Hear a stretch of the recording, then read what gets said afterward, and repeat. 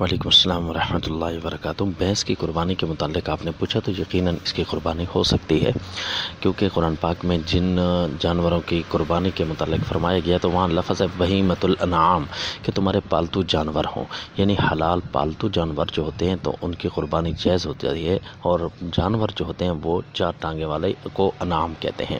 تو لہذا جو ہے جو حلال بھی ہوں اور پالتو بھی ہوں تمہارے گھروں کے، تو وہ ان کی قربانی آپ کر سکتے ہیں۔ اب نیل گائے جس طرح واشی گائے ہوتی ہے وغیرہ وغیرہ، تو اس جیسوں کی قربانی نہیں ہوتی جو پالتو نہیں ہوتے۔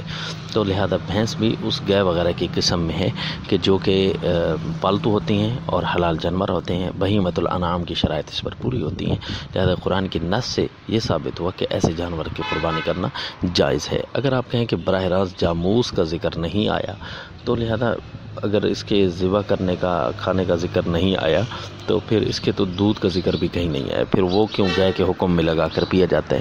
اگر وہ حلال ہے تو یہ بھی اسی طرح گائے ہی کی ایک قسم ہے۔ السلام۔